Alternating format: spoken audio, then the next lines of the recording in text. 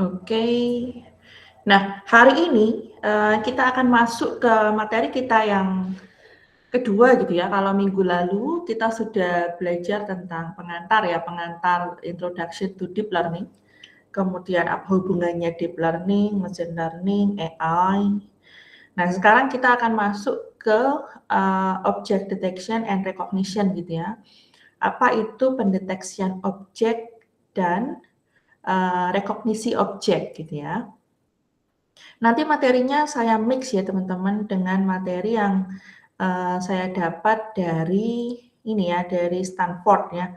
Ini materi terbaru, jadi teman-teman bisa sambil download gitu ya. Di YouTube-nya juga ada. Ini materi dari Stanford ya. Ini baru aja ya, April tanggal 3 tahun 2025. Jadi materi terbaru. Mereka juga punya link YouTube-nya. Nanti saya sertakan di komen ya. Nah, kita masuk ke sini dulu ya, tentang pengenalan objek dan rekognisi objek. Saya rasa teman-teman juga sudah tidak asing ya dengan topik-topik atau istilah pendeteksian objek, kemudian apa yang disebut dengan object detection gitu ya. Nah, kalau kita lihat secara teori ya, secara pengertian teman-teman, object detection ini merupakan suatu teknologi komputer gitu ya, yang berhubungan dengan computer vision ya. Jadi bidang ilmunya memang computer vision gitu kan, dan image processing karena berhubungan dengan pemrosesan gambar ya. Dan berhubungan dengan apa? Detecting instance of semantic object of certain class ya, seperti human, building, car, table, dog, cat, dan lain-lain. Jadi memang yang berhubungan dengan objek. Nah, objek itu apa gitu kan? Objek ada banyak sekali gitu ya teman-teman. Misalnya adalah manusia gitu ya, ada bangunan, ada mobil, ada meja, ada anjing, kucing, gajah, kuda, dan lain-lain ya. Jadi memang object detection ini berhubungan dengan teknologi komputer yang dihubungkan dengan ilmunya adalah computer vision gitu ya, dan pemrosesan gambar ya, image processing. Kemudian memang dia berhubungan dengan mendeteksi sesuatu, mendeteksi objek. Ya, jadi kalau dilihat classification gitu ya, ada cat, kemudian classification and localization, berarti ada sebuah objek gitu kan, ada sebuah objek kemudian tahu gitu ya, localization, tahu objek ini berada di mana, di dalam sebuah gambar tersebut, kemudian baru object detection, mendeteksi objek-objek yang ada di gambar ini. Oke? Baru mendeteksi objek-objek saja ya. Nah, mari kita bedakan dengan apa yang disebut recognition ya. Rekognisi, object recognition ini merupakan sebuah teknik gitu ya untuk mengidentifikasi objek yang ada di dalam sebuah gambar atau video. Dan ini merupakan satu hal yang penting ya, aplikasi yang penting dari machine learning dan deep learning. Karena apa? Jadi tujuannya adalah kita akan mengajarkan mesin atau komputer untuk mengerti ya, recognize the content of an image just like humans do. Jadi misalnya di sini ada objek, kemudian object recognition ini akan tahu mana cat, mana dog. Kalau di dalam objek deteksi dia belum tahu teman-teman. Dia hanya mengklasifikasikan, dia hanya tahu ada objek. Oke, objeknya ini bisa dideteksi. Tetapi di dalam pendeteksian ini kita belum tahu mana cat, mana dog, mana duck misalkan ya, mana kucing, mana anjing, mana bebek gitu belum tahu. Ya, jadi hanya dideteksi saja objeknya. Kemudian untuk rekognisi, nah baru ini kita bisa tahu ya, diklasifikasikan berdasarkan karakteristik yang sama ya, ini juga cat dan dog-nya masuk ke object recognition algorithm, jadi bisa tahu ya mana kucing, mana anjing. Oke, jadi dua hal ini merupakan dua hal yang berbeda ya teman-teman, object detection dan object recognition. Oke, Walaupun mereka ini sebenarnya saling berhubungan, ya. Contoh aplikasinya ada apa saja gitu ya. Jadi aplikasinya ada yang namanya driverless car ya. Jadi object recognition ini digunakan untuk mendeteksi road sign ya, rambu-rambu lalu lintas yang ada di jalan ya. Kita bisa mendeteksi other vehicles, mobil yang ada di jalan, kendaraan yang ada di jalan, atau apa saja yang berada di dalam road tersebut. Kita bisa definisikan objek kita sendiri, teman-teman. Ya, selanjutnya ada yang digunakan untuk medical image processing ya. Jadi di dunia medical, hospital gitu kan, object recognition dan image processing ini dipakai untuk mendeteksi penyakit ya. Help to detect disease more accurately ya. For example, jadi dulu ada yang namanya Google AI for breast cancer detection. Dan dia bisa mendeteksi itu jauh lebih akurat daripada seorang dokter. Kok bisa gitu ya? Teman-teman, dokter itu kan manusia gitu ya. Kita ini manusia dan kita punya keterbatasan. Keterbatasan dalam artian apa? Memori ya. Apakah teman-teman ingat kejadian 10 tahun yang lalu, 20 tahun yang lalu? Apakah teman-teman ingat dengan jelas pada saat kecil itu teman-teman pernah jatuh, memakai baju apa, warna apa, dan seterusnya. Ya, jadi intinya adalah memori manusia ini terbatas, kita sering lupa, ya kan?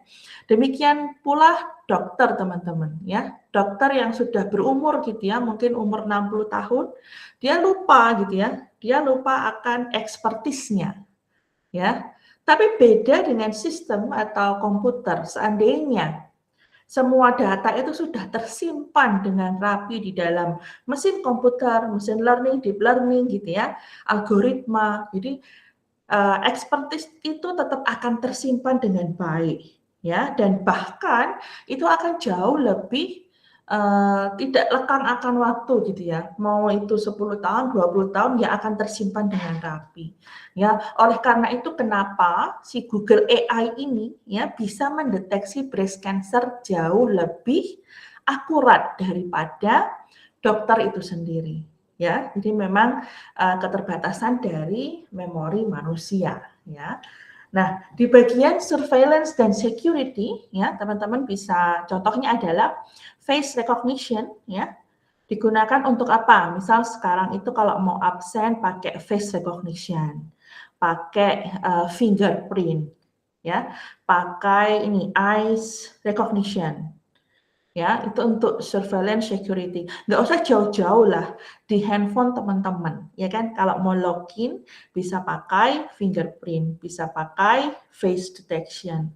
Ya, jadi itu memang teknologi-teknologi yang digunakan ya. Jadi ini salah satu application dari pendeteksian objek itu sendiri ya. Kemudian ada yang namanya object tracking, activity recognition ya. Kemudian activity recognition misal ya, mendeteksi seseorang itu sedang berjalan, dia berjalan lurus, naik tangga, turun tangga, sedang duduk, berdiri, tidur, nah itu bisa dideteksi semua.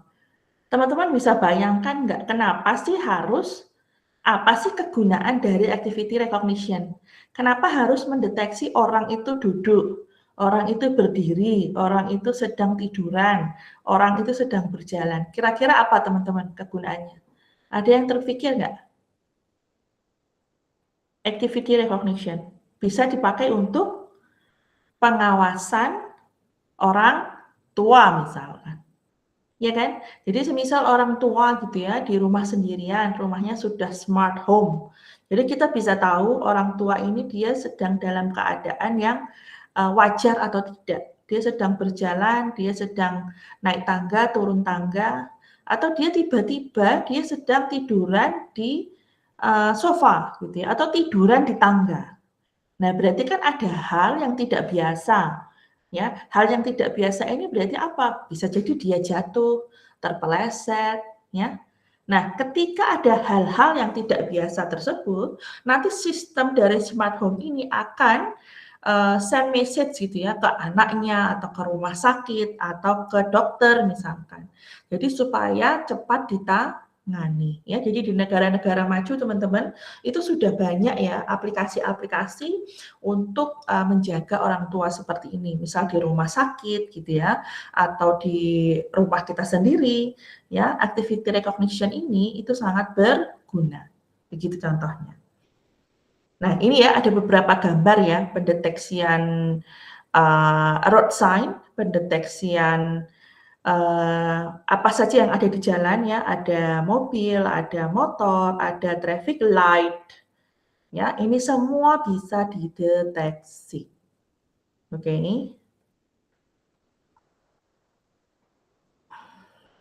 Nah, objek example itu apa saja gitu kan?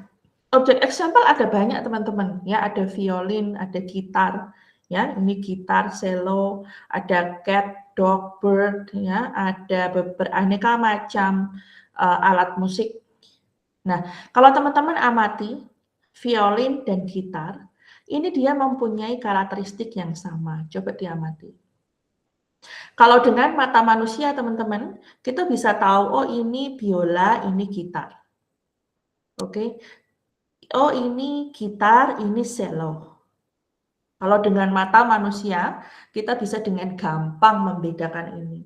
Tapi teman-teman bisa bayangkan tidak kalau sebuah mesin itu harus mempelajari atau membedakan mana gitar, mana cello, mana violin. Karena apa? Kalau dilihat ini bentuknya sama teman-teman, mirip, ya, similar. Oke, nah ini tugas kita bagaimana bisa melatih mesin atau komputer untuk mendeteksi similar musical instrument ini dengan benar tentunya, gitu. Kemudian di dalam satu gambar ini terdapat banyak objek, gitu ya. Jadi multi object detection di dalam satu gambar terdapat banyak alat musik. Itu juga satu tantangannya juga ya. Dan kita bisa mendeteksi ada kacamata, ada coffee, ada iPhone, notebook gitu ya. Mendeteksi benda-benda yang ada di jalan nih ya. Ada orang, ada traffic light, ada mobil, ada anjing, ya dan lain-lain. Ini juga bisa dideteksi. Ya, nanti kita akan praktek juga gitu ya teman-teman bagaimana pendetection objek yang bisa kita lakukan gitu ya.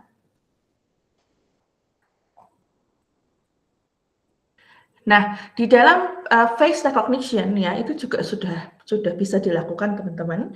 Ada yang namanya facial landmark detection. Kalau teman-teman perhatikan menggunakan DBLIP, jadi ada satu library yang memang digunakan untuk mendeteksi facial landmark detection ini, itu sudah tahu bagaimana kita akan mendeteksi ini ada alis ya, alis kiri, alis kanan, mata kiri, mata kanan, ada hidung, ada mulut, kemudian ini ada titik-titiknya dari ini ya dagu kita gitu ya teman-teman. Nah kalau mau lebih detail lagi ya, ini untuk mata pun kita bisa mendeteksi mata ini terbuka atau mata ini tertutup. Sudah ada library-nya, sudah ada polanya teman-teman. Ya jadi jangan heran kalau face recognition, pendeteksian ini ya, analisis wajah, itu bisa sampai mendeteksi emosinya juga. Ya, kita bisa tahu orang itu sedang apa? Angry ya, sedang marah, sedang sedih, sedang happy, atau dia sedang terkejut. Nih, itu semua bisa dianalisis ya. Karena kalau terkadang misal gitu ya, orang shock gitu mungkin kondisi alisnya dia akan naik separuh gitu kan. Kondisi dahinya itu mengkerut gitu. Ya, atau kalau orang ngantuk teman-teman, orang ngantuk, driver ngantuk itu biasanya matanya tertutup gitu. Ya. Atau kita bisa mendeteksi juga kedipan mata. Ya, saya pernah meneliti tentang kedipan mata teman-teman untuk mendeteksi drowsiness pada driver gitu ya. Pengemudi ini lagi capek atau enggak, lagi ngantuk atau tidak. Ya, ketika dia kedip selama terus-terusan gitu ya. Nah, itu perlu diberikan warning ya. Kalau di negara-negara maju teman-teman, ketika kita sedang mengendarai mobil selama 2 jam secara berturut-turut dan tidak istirahat, itu akan muncul warning-nya. Silahkan beristirahat karena Anda sudah menyetir selama 2 jam nonstop. Ya, itu digunakan untuk smart car yang sekarang ya, smart car, kemudian driverless car dan lain-lain, itu sudah ada sensor-sensor yang mendeteksi dan memberikan warning seperti ini, begitu ya. Nah, ini contoh-contohnya. Oke. Nah, kita juga bisa membedakan dari mengenali gitu ya. Oh, ini adalah Christine gitu misalnya. Ini Carrie, ini Kate, ini Nicole, ini Jessica ya. Jadi sampai pengenalan ke wajah seseorang itu juga bisa dibuat dan dilakukan. Begitu. Nah, saya punya ya satu tutorial teman-teman. Ini nanti teman-teman boleh cek sendiri gitu ya. Jadi tutorial untuk membedakan misal ini ada Pak Jokowi, ada Hillary Clinton, ada saya sendiri gitu ya. Ini saya pernah buat YouTube-nya ya. Kalau nanti kita juga akan coba ini ya. Nanti tapi saya lupa di pertemuan keberapa. Oke? Nah, jadi kalau dilihat secara flowchart ya teman-teman, jadi detection, recognition ini dua hal yang berhubungan ya. Jadi ada detection, ada recognition, kemudian ini adalah hubungannya ya, bagaimana kita mulai, kemudian kita akan load the dataset gitu ya. Kita akan melakukan setting anchor box setting calculation, parameter setting, network initialization, model training ya. Kita akan melatih objek kita ya menggunakan CNN ya misalnya convolutional neural network. Kemudian sampai dia itu loss atau converts ya. Dan kita melakukan weight analysis ini. Nah, weight ini nanti yang akan dipakai di dalam proses ya object detection and recognition stage tadi. Ya, jadi training itu sendiri, proses deteksi dan rekognisi itu sendiri lagi. Ya, jadi ketika object detection dan recognition stage yang pertama tentunya dimulai dulu, ada input image, kita panggil weight-nya, kemudian melakukan prediksi gitu ya, ada metode non-maximum suppression ya untuk menemukan nilai yang paling tinggi gitu kan, dan melakukan detection and recognition result-nya tadi. Jadi secara umum alur dari pendeteksian objek dan rekognisi objek itu ada dua hal ini ya yang penting.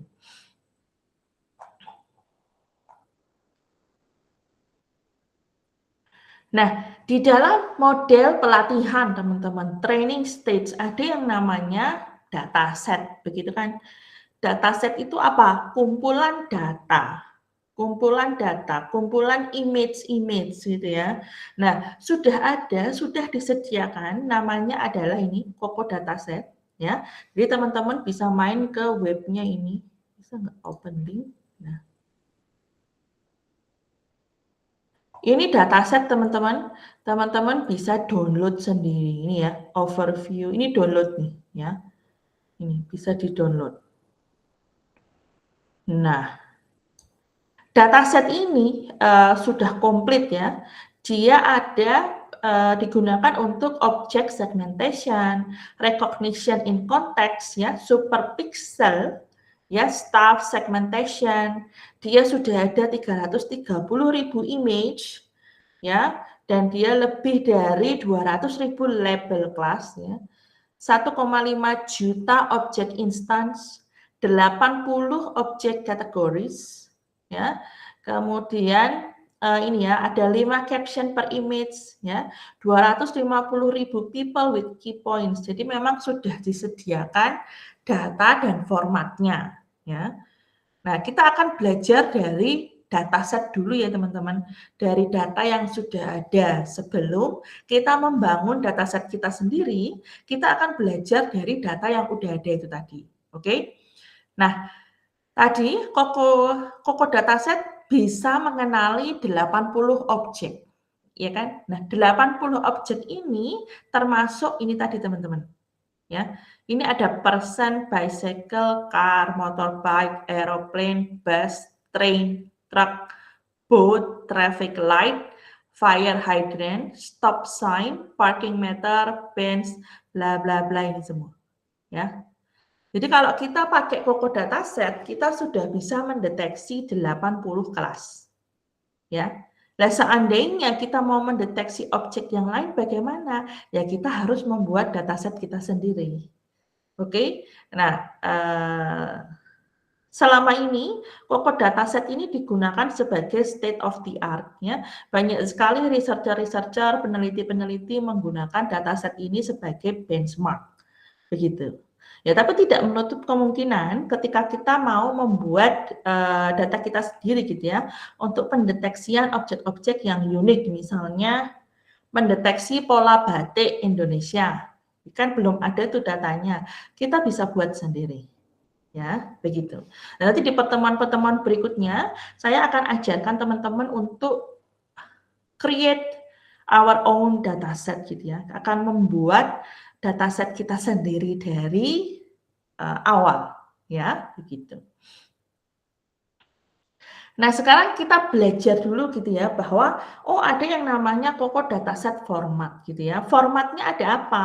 Nah, di dalam object detection itu ada yang namanya anotasi ya, yang disimpan menggunakan JSON file. Nah, JSON ini isinya contohnya ini, gitu ya. Jadi ada ID, ada image ID, kategori ID, segmentation area, bounding box gitu ya, is crowd atau tidak, kemudian kategorisnya apa, ID, name, super kategori. Selain JSON file, ada juga image-nya, kita lihat ya. Contoh, ini Coco Dataset Image VOC 2007 ya. Ini ada gambar 32 dan gambar 33. Ini gambar apa teman-teman? Gambar aeroplane, gambar pesawat. Nah, kalau membuat gambar seperti ini, jangan semua itu tampak depan teman-teman. Ya, semakin bervariasi dataset kita, itu datasetnya akan semakin bagus. Kalau datasetnya itu tampak depan semua, berarti ya logikanya mesin kita akan mendeteksi gambar pesawat yang depan saja. Ya, padahal di kehidupan nyata gambar itu kan bermacam-macam ya. Makanya usahakan ada tampak depan, tampak samping, tampak belakang, tampak atas, bawah gitu ya. Kemudian dengan kemiringan-kemiringan tertentu ya. 40 derajat, 90 derajat, 180 derajat gitu. Dengan beraneka macam variasi. Semakin kompleks data kita, berarti nanti mesin kita ya, deep learning kita ini akan belajar gitu kan, dia akan semakin pintar. Begitu. Ya. Nah, ini contohnya ada 2 ini teman-teman, ini 32, ini 33. Nah, ini yang disebut segmentation class ya. Jadi di segmen-segmen. Contoh ya, di dalam gambar ini tadi kan ada beberapa objek, ya kan? Ada aeroplane, ada human, ada manusia. Oke. Nah, jadi ini di contoh segmen seperti ini. Nah, kalau di Coco Dataset sudah disediakan ya, jadi sudah enak. Tapi kalau seandainya belum ada, berarti kita harus membuat sendiri teman-teman. Ya, itu.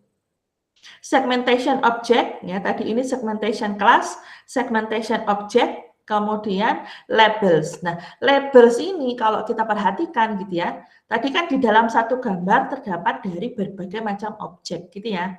Nah, kita sekarang mau lihat ya, yang pertama ini adalah kelasnya. Kemudian ini nilai X, ini nilai Y, ini adalah lebar dan tinggi. Nah, kita lihat ya, 0 ini apa gitu ya. 0 ini adalah 0 ini adalah persen. Nah, teman-teman ingat ya, array itu dimulai dari 0. Oke, walaupun di sini angka 1, tetapi kalau kita melakukan pemrosesan di dalam pemrograman, tetap akan dihitung indeks ke 0. Indeks 0 itu kelasnya adalah 1, yaitu persen. Ya, jadi dalam artian dalam satu gambar 32 tadi terdapat 1, 2, 3, 4, 5 objek ya. Ada objek 0 dan objek 14 tadi. Nah, sampingnya ini nilai X, Y, lebar, tinggi. Oke, ini ada perhitungannya lagi ya. Jadi ada rumusnya. Nah, setiap gambar seperti itu ya, untuk 32, untuk 33, dia punya labels-nya masing-masing. Ya, selain labels TXT, dia juga punya labels XML, annotation. Ya, jadi ini kalau teman-teman lihat, ya, jadi ada XML file. XML file isinya sebenarnya sama ya, ada X, Y, ya. X min, Y min, X max, Y max. Ini kalau dikalkulasi nanti ketemunya X dan Y, kemudian lebar dan tinggi. Nah, ini ada name-nya juga ya, aeroplane, kemudian person, ya kan? Karena tadi kita melihat di gambar tersebut ada kelas person dan aeroplane, gitu kan? Nah, ketika kita sudah ada datasetnya, kemudian melakukan proses training atau pelatihan, menggunakan apa? Menggunakan yang namanya convolutional neural network. Jadi CNN model, teman-teman. Ya, apa itu CNN? CNN ini merupakan deep learning algorithm ya, yang bisa membuat gitu ya input image ini ya, kemudian belajar dari weight yang sudah ada untuk aneka macam objek di dalam image, dan dia bisa ya membedakan satu dengan yang lain. Ini adalah neural network. Jadi kalau kita lihat ada gambar, ada input layer, ada convolutional layer, ada pooling layer, ada dense layer, kemudian output layernya ini adalah cat-nya ini yes, ya atau tidak. Ya, itu adalah tugas CNN. Tapi jangan heran teman-teman, CNN ini tuh banyak sekali variasinya. Ya, ada AlexNet, GoogleNet, DenseNet, ResNet, kemudian YOLO, ya, kemudian ada aneka macam bentuk dari transformer, yaitu semua basicnya adalah neural network CNN. Begitu ya. Nah, ini ada yang namanya YOLO ya, YOLO versi 3 ya teman-teman. Ini yang akan dikenalkan, saya kenalkan dulu pertama kali ya. Jadi di YOLO ini ada websitenya juga, teman-teman boleh main ke sini.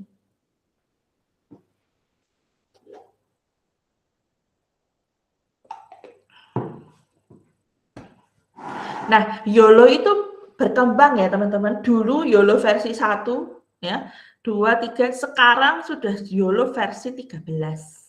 Ya, jadi memang luar biasa ya. Luar biasa perkembangannya itu sangat pesat sekali. Oke. Nah, kembali lagi ke sini. Nah, kalau kita lihat secara gambar, teman-teman, gambarnya itu seperti ini. Dia isinya apa sih? Ya isinya CNN, convolutional layer, begitu ya. Nah, kalau mau di breakdown lagi ya, YOLO V3, YOLO V3 ini yang versi 3, itu dia terdiri dari 106 layer. Ya, ini kalau mau di breakdown lagi satu persatu teman-teman, ini ada 106 layer dan dia di tugas deteksi ada di 3 tempat yang berbeda. Ini ya, di layer 92, 94 dan 106.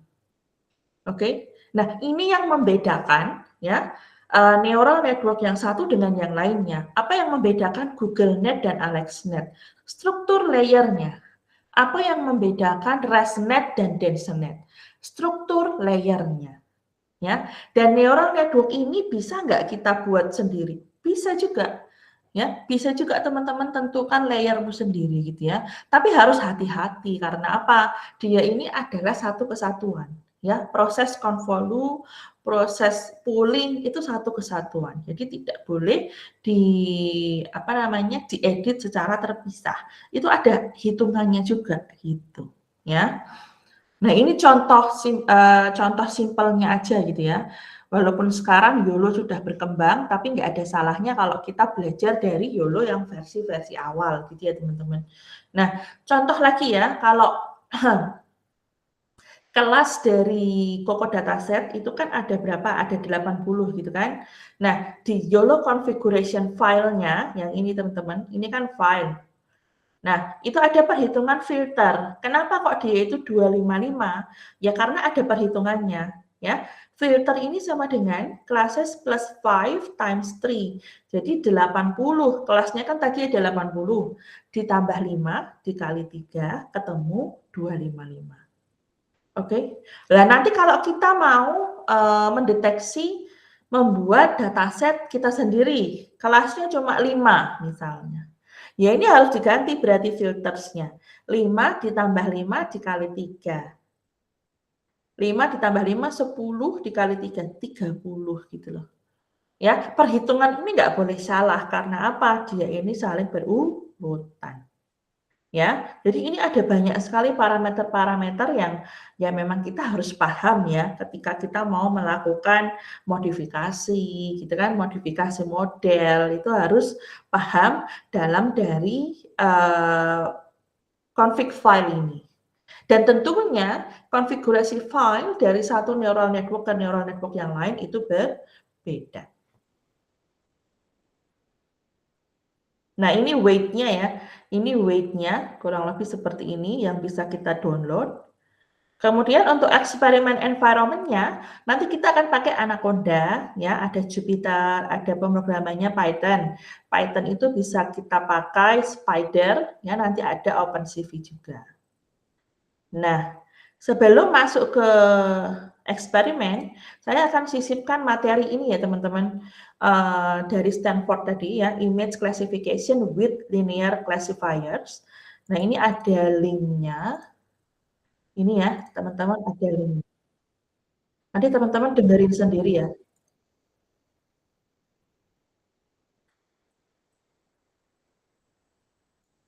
Ini materinya bagus sekali teman-teman, ya.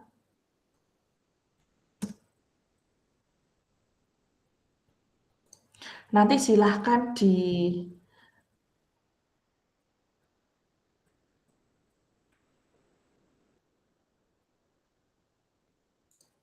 nanti silahkan dipelajari, didengar gitu ya. Nah, saya akan jelaskan secara bahasa singkatnya ya, bahasa gampangnya gitulah ya. Nah, tadi ada yang dibilang kalau tadi itu kan object detection dan object recognition. Nah, sekarang ada yang namanya image classification. Ya, jadi bagaimana kita bisa mengklasifikasi sebuah gambar.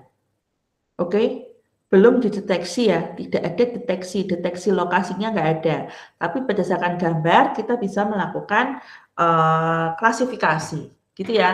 Nah, di sini contohnya itu menggunakan yang namanya linear classifiers. Nah,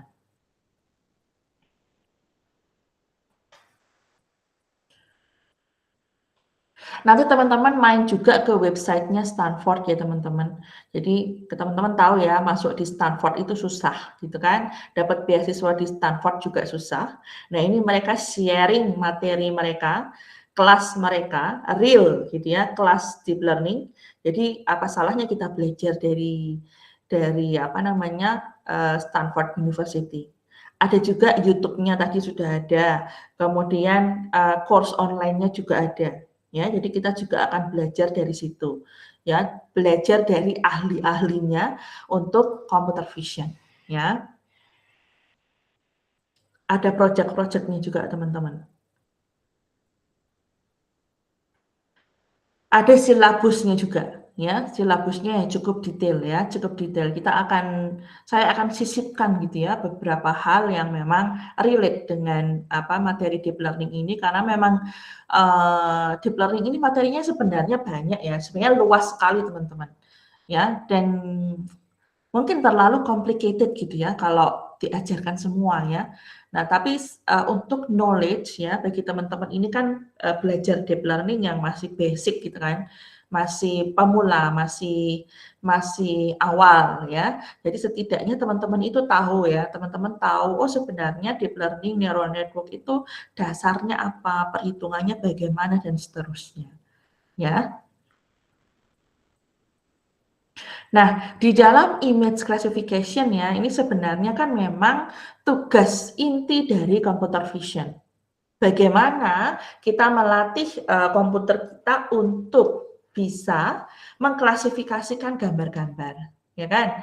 Jadi di zaman sekarang ini ya, jadi image classification text ini terdiri dari dua basic data ya. Approach to image classification. Yang pertama itu bisa menggunakan k-nearest neighbor dan linear classifier. Nggak jauh-jauh, teman-teman pasti sudah pernah dengar yang namanya KNN dan linear classifiers. Dulu yang sudah ambil mata kuliah machine learning gitu ya. Tapi kalau di machine learning datanya itu kebanyakan data apa? Data teks, ya kan? Data angka misalnya. TXT, data angka, ya kan? Nah, kalau di sini image classification, KNN dan linear classifier, datanya itu data gambar. Tapi nanti dari gambar itu nanti isinya juga angka, teman-teman. Ya. Nah, mudah-mudahan nanti teman-teman akan bisa membayangkan ya gambaran gitu ya. Oh, ternyata prosesnya seperti ini. Nah,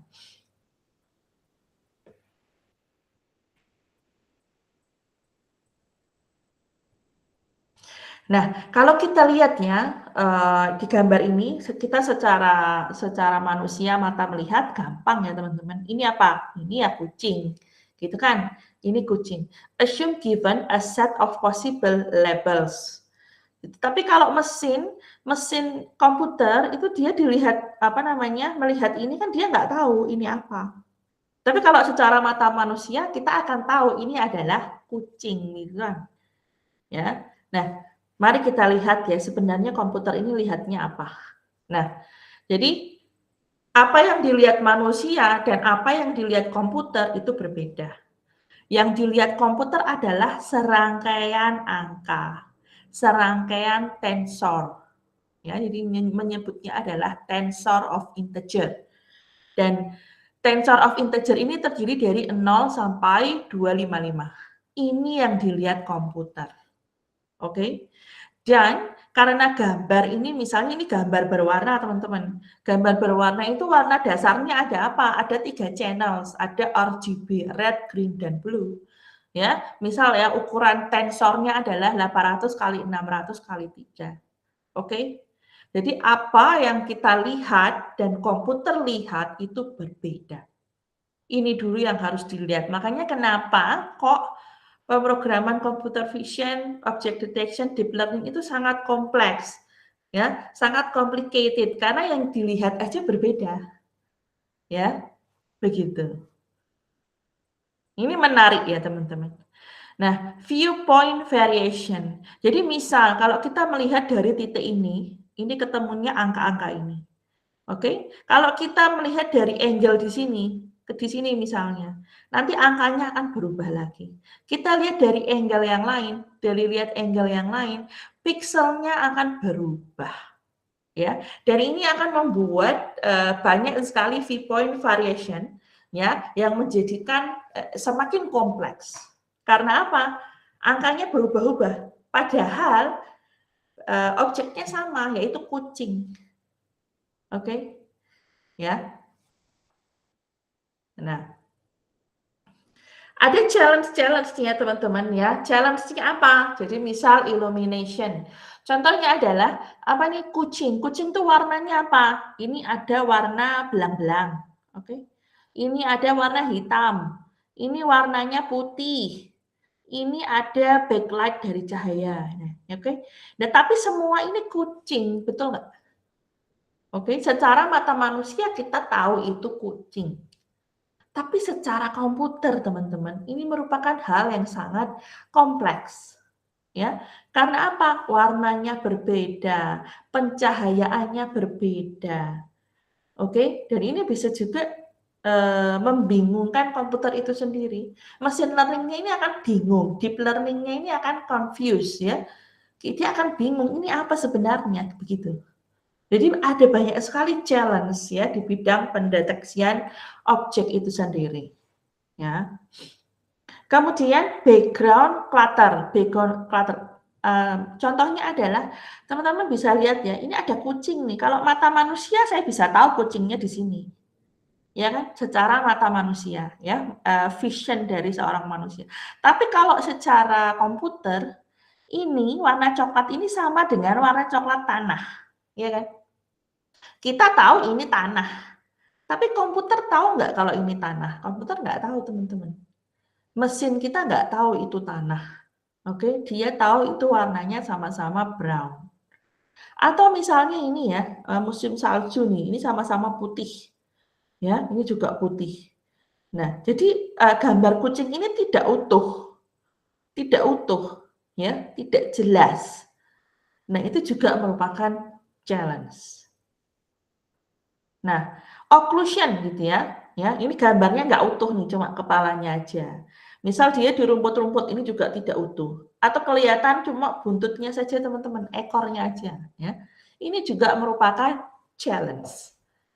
Ya. Kemudian deformation, ya. Jadi posisi, oke? Posisinya dia lagi seperti ini misal. Kemudian lagi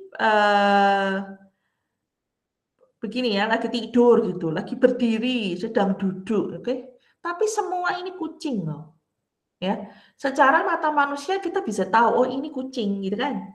Tapi secara komputer melihatnya ini merupakan hal yang berbeda, ya, hal-hal yang berbeda, oke? Jadi ada banyak sekali challenge teman-teman. Oleh karena itu kenapa bidang ini ya, bidang object detection and recognition, computer vision, itu masih dan terus diteliti sampai sekarang. Karena ada banyak challenge-challenge yang harus diselesaikan. Kan begitu, ada banyak permasalahan-permasalahan yang harus diselesaikan, ditingkatkan, diimprove begitu hasilnya. Ya, makanya topik-topik ini teman-teman, kalau teman-teman nanti suka dan menggeluti, itu sangat menarik sekali, ya. Kemudian intra-class variation gitu ya. Di dalam satu gambar, di dalam satu objek ini terdapat multi objek. Padahal semua kucing, teman-teman, tapi warnanya beda-beda. Ya, variasinya beda-beda. Terus misal challenge konteks ya, kita lihat ya. Ini padahal anjing, tapi dia dideteksi sebagai tiger. Ya, kenapa? Karena ini ada bayangan dari pagar gitu loh. Ya, padahal ini termasuk false detection ya, salah. Karena apa? Dia ngiranya ini adalah tiger. Oke, padahal ini adalah apa? Anjing. Oke, nah hal-hal seperti ini yang harus selesaikan ya teman-teman. Challenge-nya itu banyak banget di computer vision. Begitu.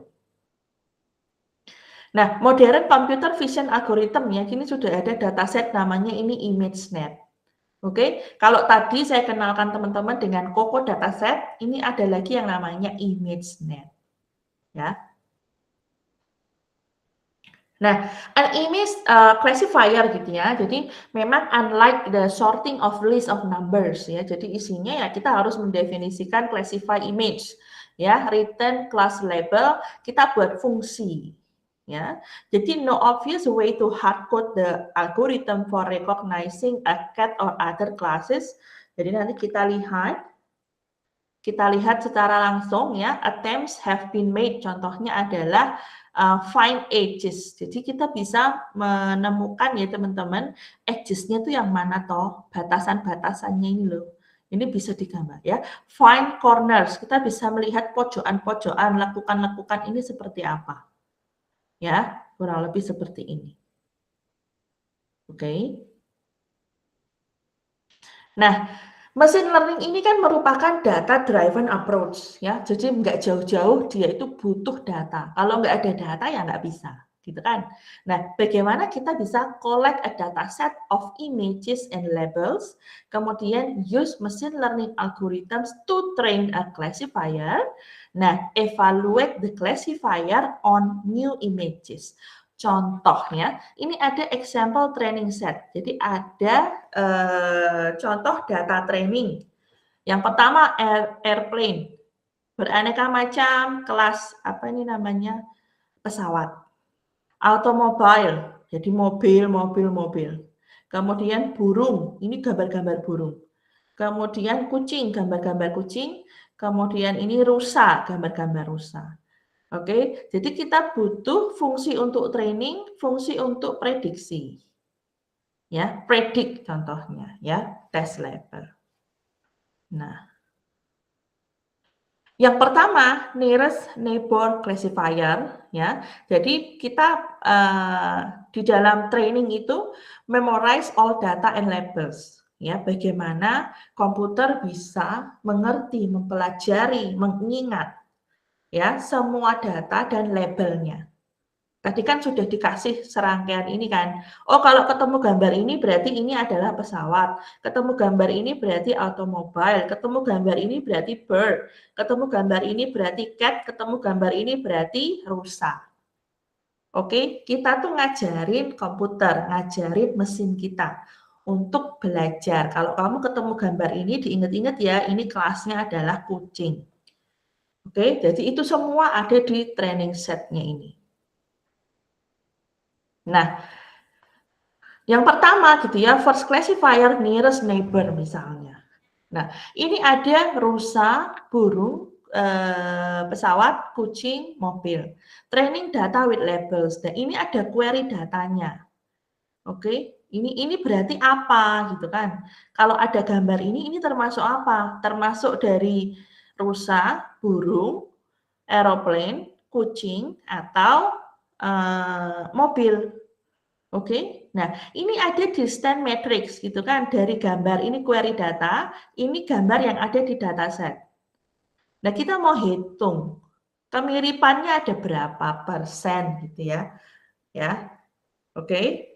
Nah distance matrix ini ada banyak ya, salah satunya menggunakan nilai L1 distance ini tadi dengan rumus ini tadi ya.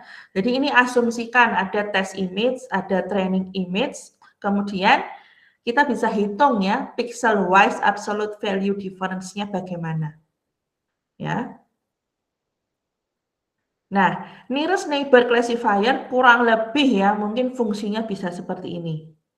Oke, jadi memorize training data. Ada serangkaian gambar tadi dilatih, dipelajari, disimpan di dalam proses training tadi. Kemudian di dalam proses predict itu for each test image, find closest training image, predict label of nearest image. Jadi memang menemukan gambar yang mirip, ya, begitu.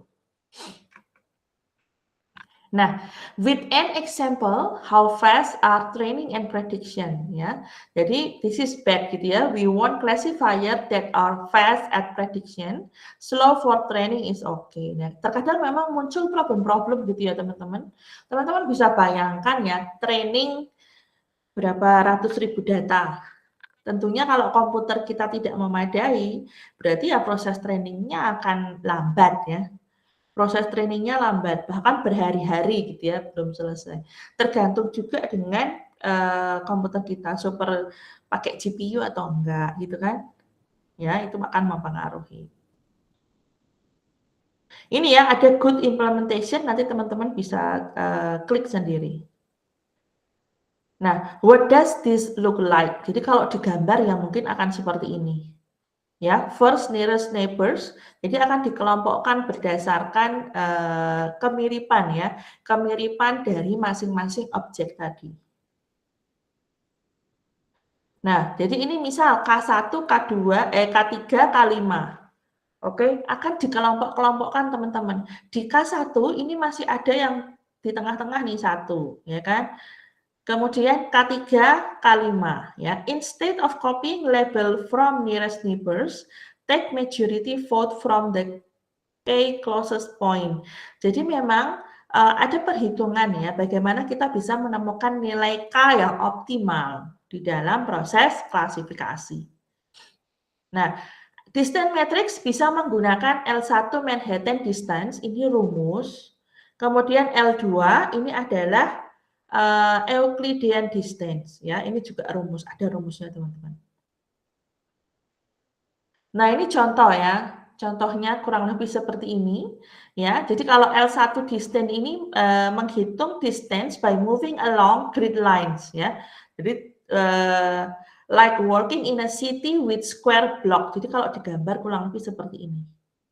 Ya. Kemudian ada L2 distance, ini menghitung ya the straight line distance as the crow flies. Jadi ini kurang lebih seperti ini. Jangan khawatir, L2 distance, L1 distance ini sudah ada fungsinya. Jadi teman-teman tuh bisa panggil gitu ya, rumus L1 dan L2. Tapi kalau mau istilahnya paham matematiknya, formula atau rumus, ya ini yang harus dioprek. Begitu. Nah, ketika digambarkan kurang lebih seperti ini ya, K1, K1 gitu. Nah, ini bisa dicoba sendiri ya. Ini ada linknya juga nih, KNN. Nah, hyperparameters ya, kita harus menentukan what is the best value of K to use, what is the best distance to use. Ya, jadi terkadang kita perlu melakukan yang namanya ablation study untuk mencoba semua nilai K. Nilai K1, 3, 5, 7, 9 gitu ya. Kemudian base distance-nya mau Euclidean, mau L1 apa L2, bagus yang mana gitu.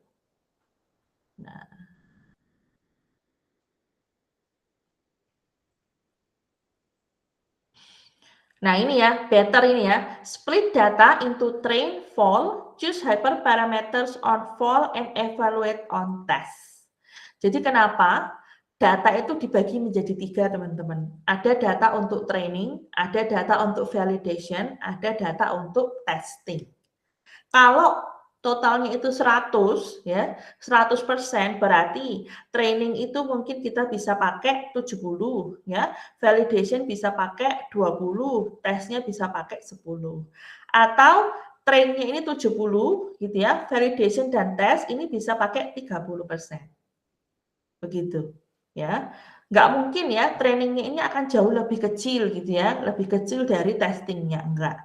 Karena kan semakin banyak data yang kita latih, tentunya komputernya ini akan semakin pintar.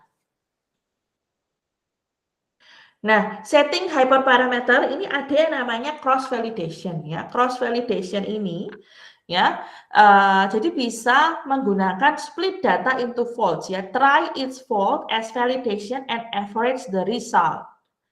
Ya, use for small data set but not used to frequently in deep learning. Memang ada kelebihan dan kelemahannya masing-masing ya teman-teman. Begitu. Nah sekarang ya, ini example datasetnya ada yang namanya CIFAR 10. Ada 10 classes, 50.000 training image, ada 10.000 testing image. Ini ada kelasnya. Airplane, automobile, bird, cat, deer, dog, frog, horse, sheep, and truck. Ya, misal. Nah, tes image-nya misal ya, berarti kan ada gambar, kita akan tes satu persatu. Ya, benar nggak? Gitu. Oke. Gambarnya emang kecil-kecil. Teman-teman bisa ya download dataset CIFAR gitu untuk melihat ini. Nah, setting hyperparameters, kita bisa lihat bahwa ya nilai K7 ini work best for this data. Nilai K7 ini yang paling bagus. Ya. Jadi memang example of 5-fold cross validation for the value of K. Ya, each point ini single outcome. 7 itu paling bagus. 7 mungkin yang ada di sini ya, di sekitar sini nih 7. Nah.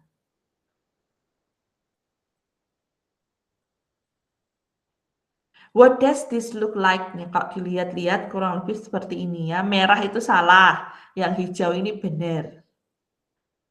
Oke. Nah, KNN with pixel distance never use ya. Distance metrics on pixel are not informative. Jadi memang ini original, occluded, shifted, tinted. Ya, contoh beraneka macam gambar ya dengan apa namanya, occluded atau tidak, dengan berbagai variasi. Oke. Nah, jadi memang kalau mau pakai KNN, ya summary-nya adalah di dalam proses image classification, ya kita bisa mulai untuk training image kita dan labelnya. Kemudian predict labels on the test set. Ya, setelah itu KNN classifier ini bisa predict labels based on the KNN training samples. Nah, distance matrix dan nilai K ini merupakan hyperparameters yang bisa dicoba. Kemudian teman-teman bisa menggunakan nilai hyperparameters yang paling bagus yang bisa dipakai untuk validation set. Oke, only run on the test set once at the very end. Jadi kalau sudah training, ya ngetesnya ya di tes tadi. Kan data dari 100 sudah dibagi kan, 70% untuk training, 30% untuk testing. Berarti ketika mau testing yang dipakai ya 30%-nya ini. Kalau 1000 data, berarti 700 untuk training, 300 untuk testing. Ya. Kemudian kita lihat yang linear classifier ya teman-teman. Linear classifier ini bagaimana? Nah, parametric approach-nya ini ada image ya, gambar kucing tadi ya. Array of 32 kali 32 kali 3 numbers, berarti ada 3072 numbers total. Kemudian nilai f, x, w ini parameter of weights ya, ada 10 numbers giving class score. Ya, ini contohnya. F, x, w sama dengan wx. Ya, jadi mau dibolak-balik kan sama ya, karena kan ini perkalian. Nah, w-nya 10 kali 3072, x-nya 3072 dikali 1. Ya, fx, w-nya x-nya 10, w-nya ini 1. Oke. Kemudian ditambah BB-nya 10 kali 1. Ini tuh kayak size-nya ya, size matrix-nya gitu loh teman-teman. Ya. Neural network, kita lihat ya, linear classifiers ya. Kemudian ini adalah neural network-nya.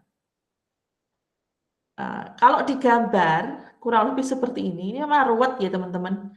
Ya, ini termasuk di linear layers-nya. Ini. Oke, ini contoh linear layers. Nah, kalau real CIFAR 10 ya, ini masih pakai dataset CIFAR tadi, ada 50.000 training image ya, setiap image itu 32 kali 32 kali 3. Ini size-nya. Ya, ada 10.000 test image. Oke. Contoh ya. Example with an image with 4 pixel ya, and 3 classes ya, ada cat, dog, sama sheep. Jadi misalnya, flatten tensor into a vector. Ini ada gambar image ya, kemudian sudah diketahui nilai tensornya itu 56, 231, 24, dan 2. Ya, sekarang ini di flatten, berarti di tadinya 2 kali 2, sekarang menjadi 1 kali 4.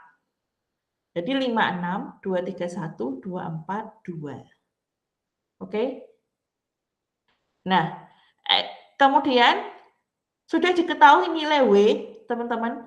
Nilai W-nya, nilai weight. Nilai weight-nya adalah ini ya, 0,2, minus 0,5, 0,1, 2,0, 1,5, dan seterusnya.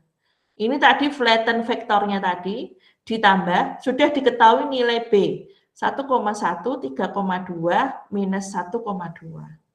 Nah, sekarang bagaimana kita bisa tahu nih nilai cat score, dog score, sheep score. Ya, ini kebetulan sudah dihitungkan. Tapi kan kita harus tahu nih bagaimana cara menghitung ini. Ya. Caranya adalah kita kalikan teman-teman. Ini dikali ini. Ditambah 1,1. Ya, kalau mau di breakdown lagi, ini ya. Jadi kan ini ya, ini baris untuk cat dikalikan ini ditambah ini. Oke. Nah, kalau mau dilihat lagi, berarti ya kita pakai rumusnya ini teman-teman. W dikali X ditambah B Sudah tahu tadi flatten input image, berarti kan 56, 231, 242 ini ditransposkan. Ketika ditranspos berarti kan dia menjadi satu kolom 1 kali 4. Ya. Sekarang exact weight. Weight-nya kan ada 0,2, minus 0,5, 0,1, dan 2. Nah, dot input berarti kan ini perkalian.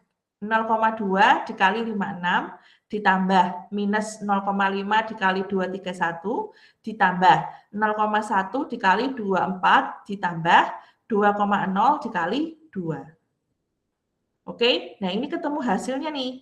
Sudah, jadi W cat dikali X hasilnya minus 97,8. Kemudian nilai B-nya tadi berapa? 1,1. Nah, minus 97,9 ditambah 1,1 hasilnya ini. Oke.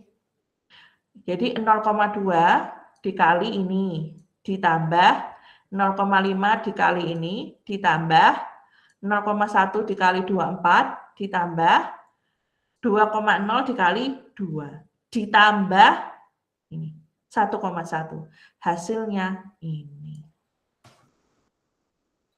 Oke. Sampai di sini coba diamati dulu. Nah, sekarang coba hitung teman-teman. Coba hitung ini. Benar nggak nilai doc score-nya itu 47, nilai SIP score-nya 61,95. Coba dihitung. Ayo. Coba dihitung. Ayo teman-teman. Coba dihitung. Ya, dihitung satu aja ya, supaya kamu tahu. Ya, supaya teman-teman tahu. Coba salah satu bantu saya menghitung. Berarti kalau nilai doc score, pointer option, pen. Berarti yang ini, yang warna ungu ini, dikalikan ini, ditambah ini. Ya. Coba yuk dihitung yuk. 1,5 dikali 56, ditambah 1,3 dikali 231, ditambah 2,1 dikali 24, ditambah 0,0 dikali 2, ditambah 3,2. Apakah benar hasilnya ini? Yuk, coba dihitung secara cepat aja.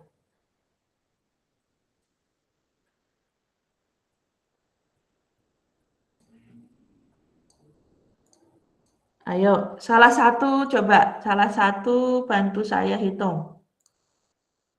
Share screen ya. Salah satu share screen, bantu saya hitung tadi. Yuk, untuk nilai skor doc score. Ayo, nilai skornya untuk kelas anjing. Yuk, salah satu aja, silahkan.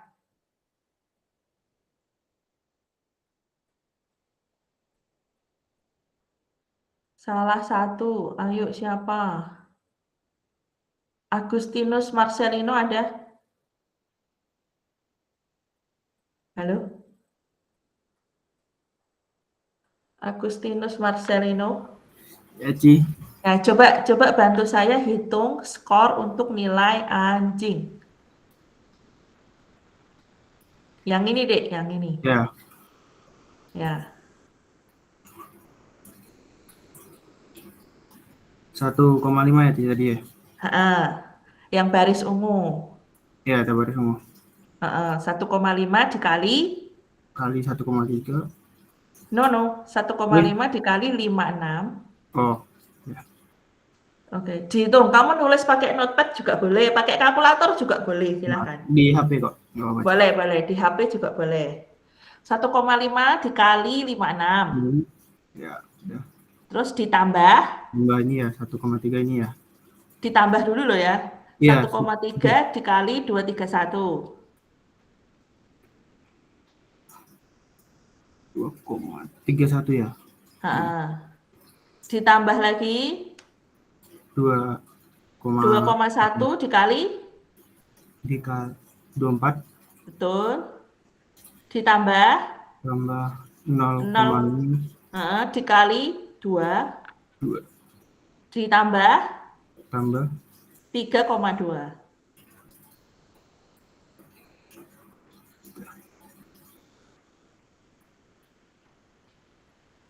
1,5 dikali 56 tambah 1,3 kali 2. Oh iya. Mana tadi?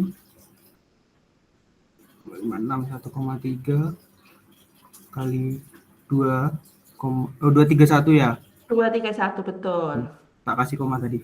Ya. Ditambah 0,1 dikali 24 tambah 0,0 dikali 2 ditambah 3,2.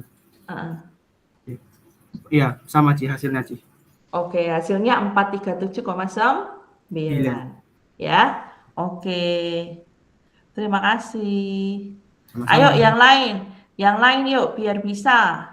Sekarang kita hitung SHIP score. Ya. Apa namanya? Skor untuk SHIP ya. Perahu. Oke. Siapa ya? Pakai kalkulator aja, nggak apa-apa ya. Teman-teman yang lain juga nyoba sendiri ya.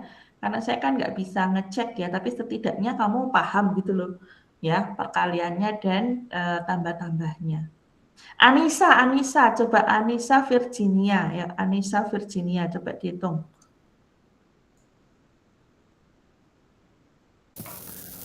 Oke, Ci. Jadi ini yang hijau ya? Yang hijau betul. Jadi 0 kali 6. Oke. Ditambah 0,25 dikali 231. Betul. Ditambah 0,2 dikali 24. Ditambah minus 0,3 dikali 2. Terus ditambah minus 1,2. Hasilnya sama, Ci.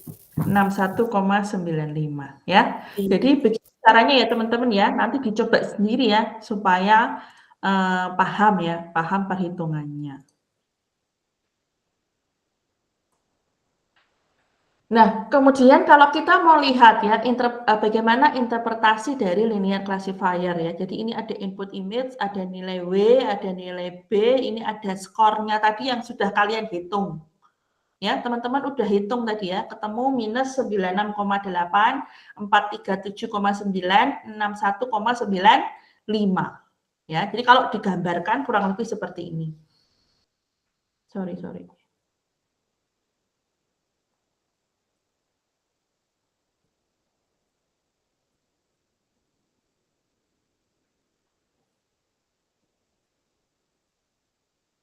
Nah, kemudian ini gambarnya ya bisa blur seperti ini ya karena dia perpaduan dari pixel-pixel ya teman-teman. Jadi ini agak nggak begitu jelas ya, karena kan tergantung dari skor ini tadi yang dihitung begitu. Nah, terus kemudian kalau kita melihat dari geometric viewpoint ya, jadi kalau tadi kan rumusnya fx w sama dengan wx ditambah b. Ya, kalau kita lihat ya. Car classifier, deer classifier, airplane classifier, ya jadi bisa digambarkan itu seperti ini, ya. Nah, hard case for a linear classifier ya, jadi misal ya, jadi ada kelas 1 first and third quadrants, kelas 1, jadi kita akan menghitung nilai error rate-nya ya teman-teman setelah ini. Nah, misal ya. Choose a good way. Jadi kita melihat ya nilai yang paling bagus nilai W-nya. Ya, jadi yang pertama ya, define a loss function that quantifies our unhappiness with the score across the training data. Jadi come up with a way of efficiently finding the parameters that minimize the loss function. Ingat ya, nilai error, nilai loss itu dia harus lebih kecil. Semakin kecil semakin bagus. Oke, karena kan error, loss. Tapi kalau nilai akurasi semakin besar dia bagus. 100% akurasinya berarti bagus. Oke. Tapi kalau nilai error semakin kecil semakin bagus karena kan loss, error. Ya, itu harus semakin kecil. Nah, ini contoh-contoh nilainya ya, contoh-contoh nilainya. Nah, sekarang bagaimana ya? Suppose, jadi semisal kita punya ya, 3 training example, 3 kelas. With sum W the score, jadi nilainya FXW, WX. Jadi ada nilai cat, car, frog. Ya. Ini contoh nilainya. Nah. A loss function tells how good our current classifier is. Ya, given a data set of example, ini nilai XI, YI, NI sama dengan 1. XI ini image-nya, YI ini adalah integer labelnya. Ya, loss over the data set is average of loss over example. Jadi, untuk softmax classifier-nya ya menggunakan multinomial logistic regression ya, want to interpret ya raw classifier scores as probabilities. Ini rumusnya S sama dengan FXI ya, W. W ini weight-nya ya. Ini adalah softmax function. Probabilities jadi nilai cat, car, frog. Jadi ini nilainya di eksponensial. Eksponensial dari 3,2 itu 24,5. Kalau nggak percaya pakai kalkulator aja. Ya. Kemudian nilai 5,1 eksponensialnya berarti 164 dan seterusnya. Oke. Kemudian dinormalize. Ya, normalisasi. Probabilities must sum to 1. Nah, ini nilai probabilitasnya. Nah, kalau kita mau masukkan lagi ke rumus L1 ya, LI tadi ya, berarti minus log 0,13 ketemu ini. Ya, maximum likelihood estimation ya, choose weight to maximize the likelihood of the observed data.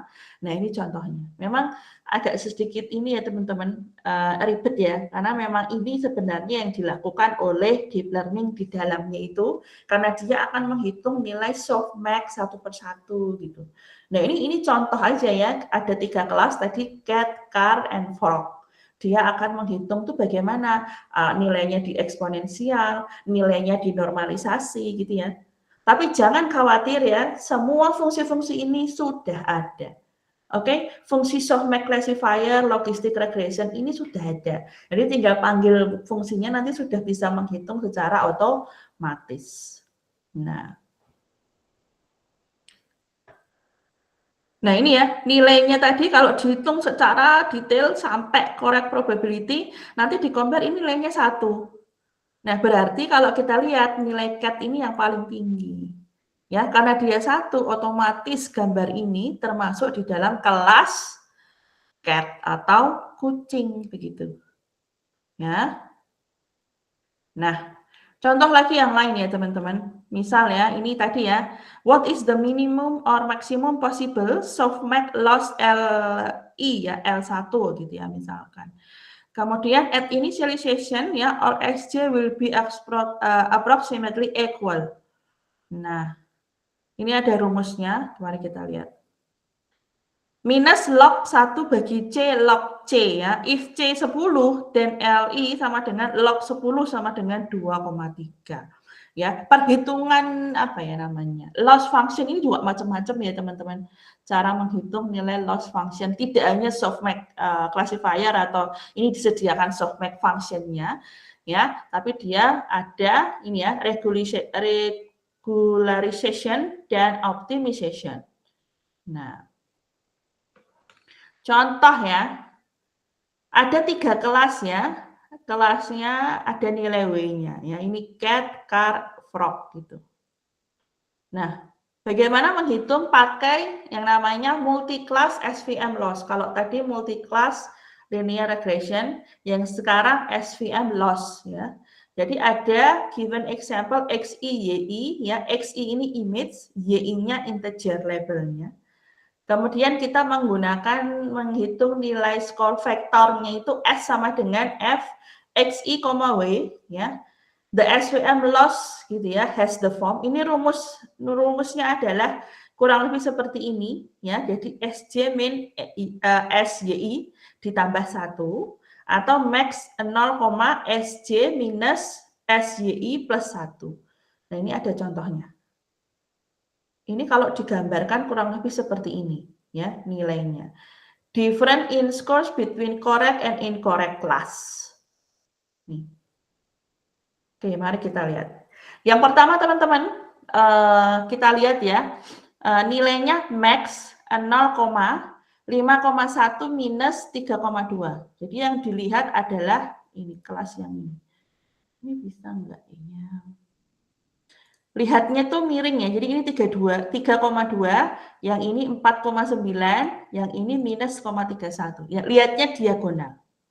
Oke. Jadi kan dia matriks ya.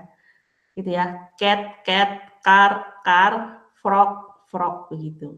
Oleh karena itu kalau dimasukkan ke rumus ya, ini max 0,5,1 minus 3,2 ditambah 1 ditambah max 0, minus 1,7 minus 3,2 di plus 1. Oke, ditambah ya. Sama dengan, sorry. Sama dengan dihitung, nanti ketemu hasilnya adalah 2,9. Ini. Oke. Saya ulangi lagi, max 0, karena ini rumusnya ya teman-teman, SVM loss ini rumusnya nih. Berarti max 0, oke, 5,1 minus 3,2 ditambah 1, ini rumusnya. Terus 0, minus 1,7 minus 3,2 ditambah 1. Hasilnya adalah ini. Nah, sekarang berapa yang di sini nih? Berarti yang di sini berapa? Ayo, ada yang bisa tahu nggak? Yang di sini berarti 0, ya, kita lihatnya kan ini 4,9. Ya kan? Berarti 1,3 minus 4,9 ditambah 1. Terus max 0,2 minus 4,9 ditambah 1. Mari kita lihat. Nih. Ya. Max 0,1,3 minus 4,9 ditambah 1 plus max ya 0,2,0 minus 4,9 ditambah 1. Jadi ketemunya 0. Sekarang yang kolom ini. Ayo yang kolom ini. Kita lihatnya yang minus 0,31 ini. Berarti 0,2,2 minus 0,31 ditambah 1 max 0,2,5 min 3,1 ditambah 1. Nah, hasilnya berapa? Nih, hasilnya 12,9. Oke. Agak ribet ya ngitungnya. Nanti dilihat lagi ya teman-teman ya. Ngitungnya dilihat lagi pelan-pelan ya. Sebenarnya rumusnya simple ya. Ini rumusnya udah ada. Nah, ini penjabarannya begitu. Nah, ketemu nih nilai loss-nya ya. Untuk masing-masing loss-nya berarti 2,9, 0 dan 12,9 ya. Ini perhitungan menurut SVM loss. Oke. Ya, jadi kan nilai loss macam-macam ya. Tadi ada perhitungan loss untuk yang multinomial logistic regression. Nah, yang ini multi-class SVM loss. Ya. Ini. Oke. Dan ini dihitung satu persatu loh, teman-teman. Tidak hanya 3 kelas ya. Kalau ada 80 kelas ya dihitung 80 kelas. Ya, bisa dibayangkan ya seruat apa ya perhitungan neural network-nya itu. Oke. Ya. Nah, nah kemudian nilai L-nya ya berarti ditambah semua ini. 2,9 ditambah 0 ditambah 12,9 dibagi 3. Jadi ketemu rata-rata ya. Ketemu nilai loss-nya 5,21. Ya, masih tinggi ya teman-teman.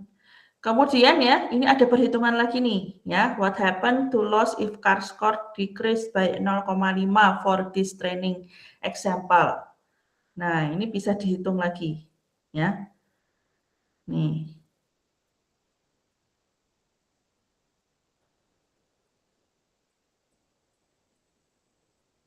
Nah, ini ada contoh-contohnya juga ya. SVM loss example code ya. First calculate scores, then calculate the margin. Kemudian sum across all J. Ya. Ada softmax versus SVM tadi ya. Bagaimana menghitung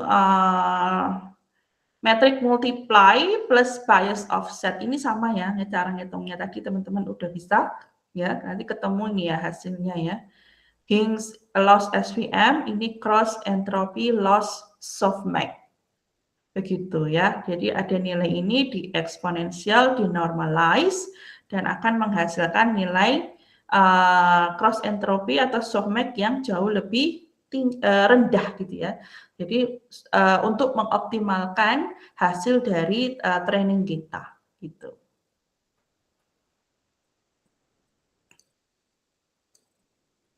Nah, ini ada perhitungan detailnya juga ya teman-teman di sini. Nanti saya upload semua ya. Nah, jadi kurang lebih itu teman-teman prosesnya ya. Proses perhitungan dan minggu depan itu kita akan coba ini teman-teman. Mana tadi? Ini nih. Nah, minggu depan kita akan coba eksperimen ini ya. Yang harus dipersiapkan adalah teman-teman silahkan download. Ini ada yang namanya YOLO Object Detection. Ini teman-teman, silahkan di-download ya. Ini ada config-nya, ada names-nya. Ini sudah saya siapin semua. Ya, ini ada output-nya. Nanti kita akan buat ini. Nah, kayak gini nih ya. Kita akan buat seperti ini. Oke, minggu depan ya. Nah, yang harus dipersiapkan adalah biasanya kalau saya, ini ada tutorialnya ya. Ini training. Sebentar. Oh, jangan yang ini. Nah, kita pakai yang tutorial ini dulu ya. Karena ini kan masih awal ya. Ini yang harus disiapin teman-teman. Teman-teman harus punya ini Anaconda ya. Install Anaconda ini. Oke. Kemudian usahakan ini sudah terinstall ya. Jadi minggu depan itu kita nyobanya bisa lebih cepat. Ya. Silahkan install Anaconda ya. Ini installation prosesnya. Saya kasih linknya ya.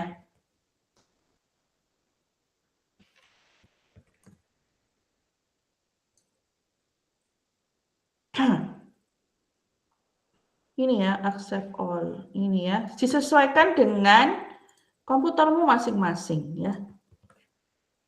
Ini.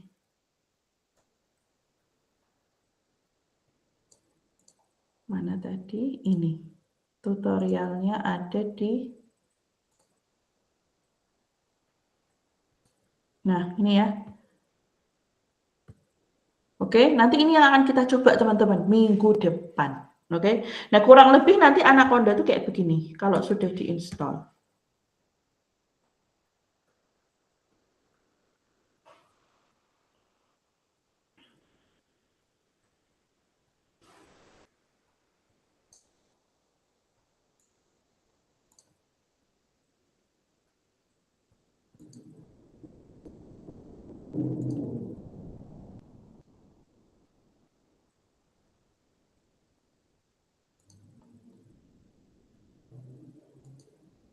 Sabar ya.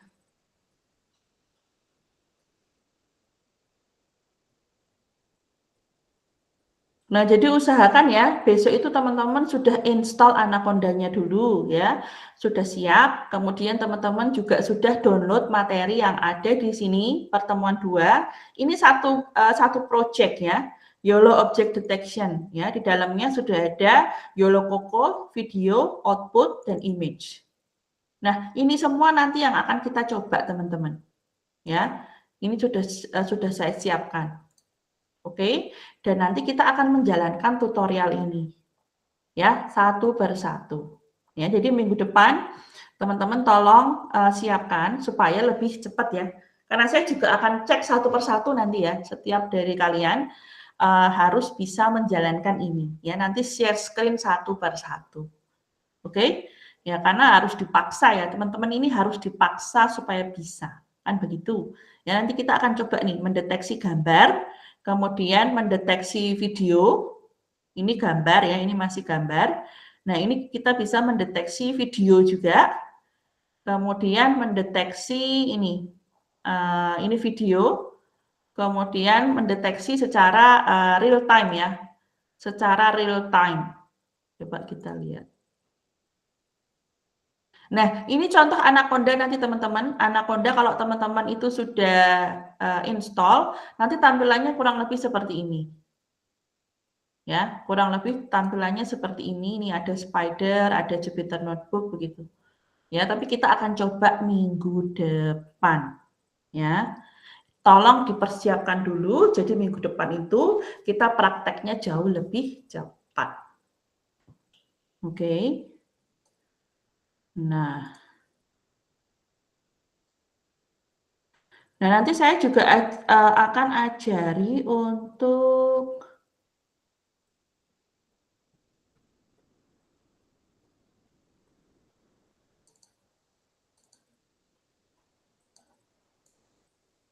ini ya, deteksi real time ya, deteksi secara real time. Jadi menggunakan video kalian secara real time teman-teman. Ini bisa megang HP, megang apa gitu-gitu, megang tas gitu. Nanti ini juga ada codingnya ya. Kita akan coba semua minggu depan, oke? Ya, abaikan rambut saya yang berantakan ini teman-teman. Ya, nah kurang lebih seperti ini. Ini real time dari video cam kalian masing-masing. Ya, gitu.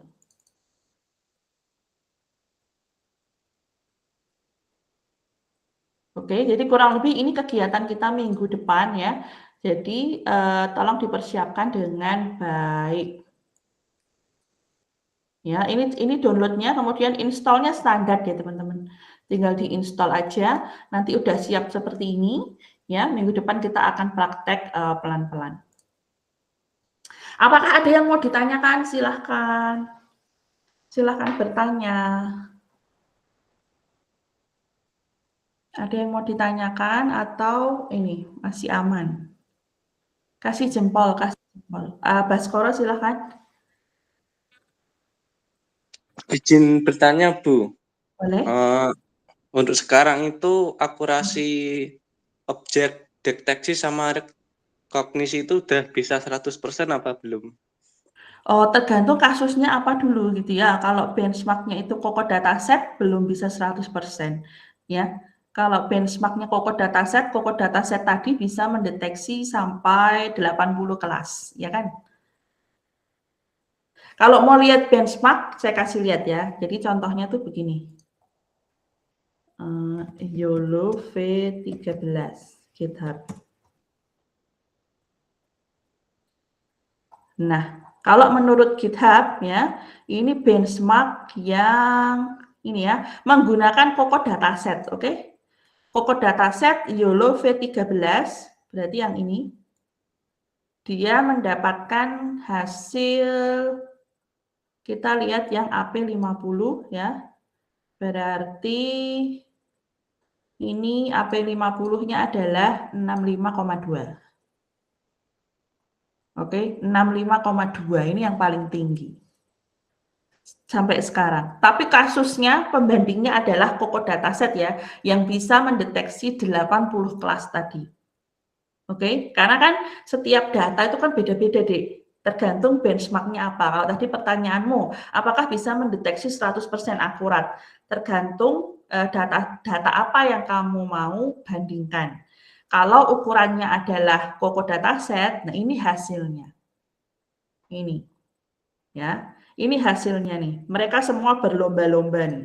Ya, berarti YOLO V13 yang X itu sekarang jauh lebih tinggi, yaitu 72,0.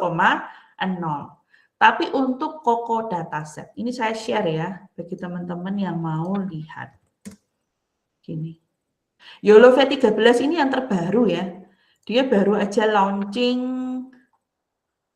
3 bulan yang lalu. Ya, ini juga ada papernya teman-teman. Ada papernya enggak ya? Kita lihat. Ini ya. Ini papernya di sini. Nah ini papernya. Nah ini papernya ya, 5 September 2025. Oke. Makanya kenapa ini tuh kok populer banget ya, diteliti oleh banyak researcher di dunia, teman-teman. Ini contohnya kurang lebih seperti ini. Nah, ini gambarnya dia nih, ya, benchmark-nya kurang lebih seperti ini. Nah, ini gambar arsitekturnya. Nanti boleh dibaca ya, boleh dibaca sendiri. Oke.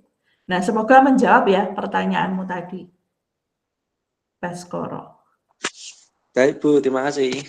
Ya, ada lagi yang lain? Siapa tahu nanti kalian ya yang mau improve benchmark gitu ya, mau improve hasil YOLO V13 tadi ya, dari 72 kamu improve jadi 75 gitu ya, menggunakan kombinasi metodemu. Bisa juga. Ya, itu bisa diteliti, bisa ditulis gitu. Ya, researcher dunia teman-teman, seperti researchernya Microsoft, researchernya Google, researchernya Facebook, researchernya Nvidia. Ya, jadi kalau teman-teman ini tertarik di dunia coding ya, apalagi sekarang AI deep learning itu sedang booming, ya silahkan diperdalam dari sekarang. Mereka berlomba-lomba untuk improve ya hasil dari, nggak usah jauh-jauh ya, dari Microsoft tadi Coco Dataset saja. Kalau teman-teman bisa improve itu dan dibuktikan, ya teman-teman akan bisa bersaing ya, bahkan mungkin bisa bekerja di perusahaan-perusahaan teknologi raksasa dunia, gitu ya, keren sekali. Ya, dimulai dari kelas ini, gitu ya, di kelas deep learning mempelajari neural network dan teman-temannya. Ya, tapi tidak menutup kemungkinan teman-teman juga bisa belajar mandiri ya, begitu. Oke, cukup kasih jempol. Jangan lupa absen ya teman-teman, jangan lupa absen. Kita ketemu lagi minggu depan ya. Terima kasih, selamat siang. Terima kasih Bu. Terima kasih, Pak. Makasih. Terima kasih. Terima kasih, Bu. Oke. Terima kasih, Bu. Terima kasih.